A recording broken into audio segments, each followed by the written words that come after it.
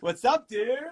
Very good. How's it going with you? Jack Met, AJR. It's so funny. I saw the banner there. I don't know if you saw it, and it said this account was the official street team. Right. Like, oh, that's so cool. Some cool like AJR fans are trying to connect, and we'll talk to them in just a little bit. We're gonna wait for Jack to connect. I'm here. I'm behind the madness. I'm behind everything. Yep. Very good. How are you doing? It's been a while. It has been a second. Tell me if this is wrong. You are in New York. Correct. Staying at home as everybody should be doing. Your brothers are around, but maybe not necessarily in the same apartment all of the time as you. Yeah, that's exactly correct. Hold on one sec. I'm just gonna get a charger real quick. Yeah, dude. Of course. Yeah, I don't want it to die on here. The situation's funny. Ryan is in Brooklyn right now with his girlfriend, quarantining with her, and Adam is kind of homeless. He's like jumping around to different apartments. He's being really smart because we're on tour so often. So he actually, in a while, he hasn't had an actual apartment. So he saved up like a ton of money doing that. And I think obviously no one expected this, but so now he's basically like, oh my God, what do I do? And I think he found a friend of ours that's not staying at their apartment. So that's where he is. Cool, man. Cool. What has life been like in New York? You hear obviously all the very, very tough and very difficult stories, as this has been a real hot spot. New York has been kind of the hot spot for all of this. How have things been for you, just kind of like hanging out?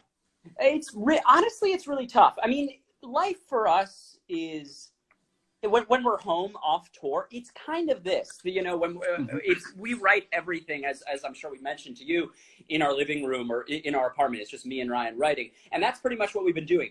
In terms of going outside, we wouldn't be going outside except for our dog. We have a really big dog, so she needs to be walked 3 times a day. And when you go outside, it's so frustrating. It's like such a nightmare. And I live in an area, Union Square, which is kind of like almost the epicenter, like the eye of the storm for some reason. Everyone that seems to have the virus seems to be congregating in the park. Yeah. So it's such a bad spot to be, and none of them have any concern for social distancing. So it's a real dodging game when you go out there. It's funny you mentioned writing. This was not supposed to be a writing time for the band. Not at all. Yeah. How has that been? Has it been difficult to get back into that mode?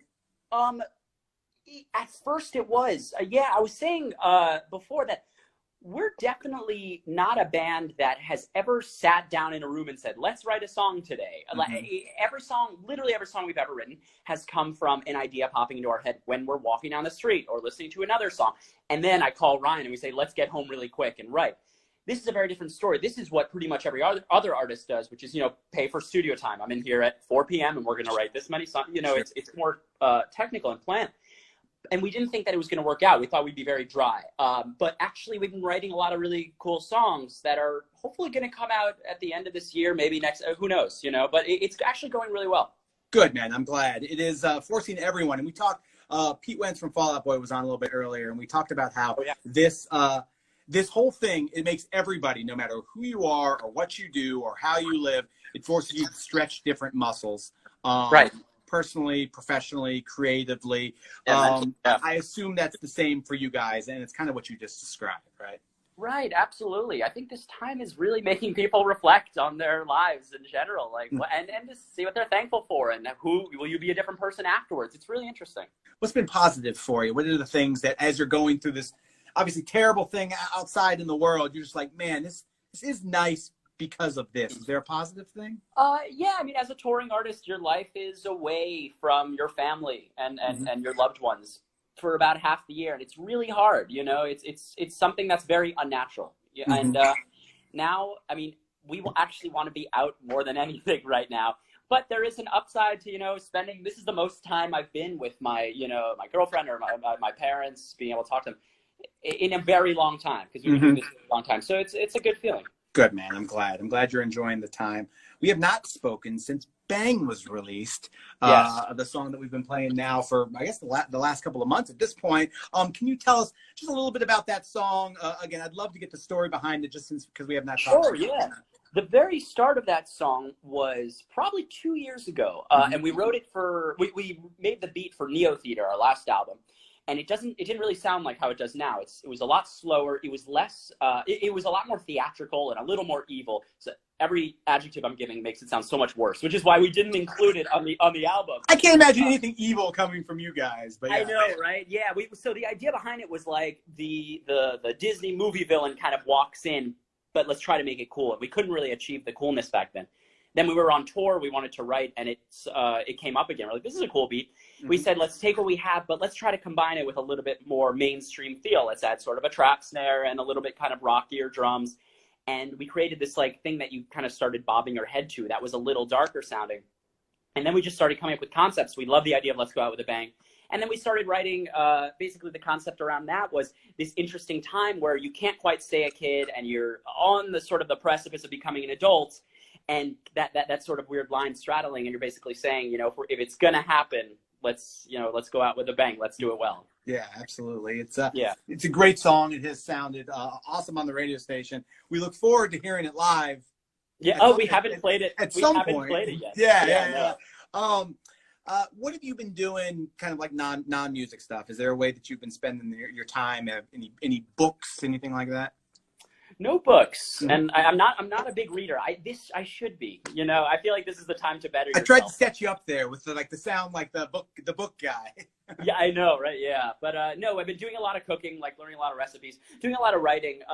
But besides music, Ryan and I also we probably mentioned to you, we went to Columbia for film, so that's a big side of our lives. I do a lot of screenwriting, so we actually wrote a pilot about touring that's getting a lot of interest now. We're pitching it to different networks. So yeah, so there's that side to us too.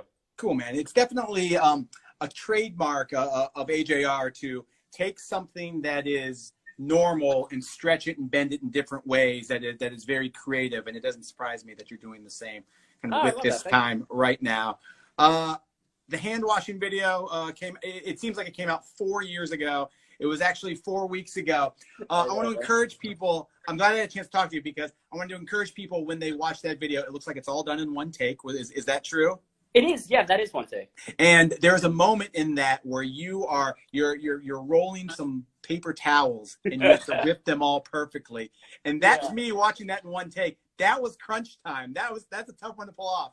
Yeah, you know, I don't know how I'm not the guy to get it right, you know, like on the first try or even like the ninth try, and it just happened. So I was very thankful. Well, dude, yeah, you pulled it off. How many takes did it take? I think that was only like the third take, I think, or fourth. And it's so funny because it got more views than any video or photo we had ever posted in the history of the band. Like Neo Theater, our new album, got like half as many views as that hand washing video. So that just made us laugh so much. What a weird thing. You never know. I know, you absolutely. Don't know. Speaking of never knowing, the tour that's happening this summer, still happening. The date that's is still on, yes. Still on, especially here in LA for the Greek. Obviously, there's a little bit of question mark. Have you heard anything? Do you know anything? Like, as far as we're still a go as of right now? Literally, as far as I know, we are still a go. Greek Theater with Quinn 92, Hobo Johnson, and Ash. Awesome. Very cool lineup. We're very excited about. Absolutely, we've gotten to know Ash very well in the last month or two. It's been super cool what's happened with right. Her. Oh yeah, Is this her first song at Alternative Radio? Yeah. That's fantastic. Absolutely, that song's amazing. It's been a cool thing. Awesome, Jack. Thank you for taking the time. Thanks so much. Great to see you again. Seriously. Nice to see you as well. Stay safe and say hi to the other guys for me, all right? Thanks so much, man. Cool. See you later. Absolutely. See you, man. Bye. That's Jack Met from the band AJR, who embarrassingly we made wait for like 6 minutes. I kept checking to see if Jack was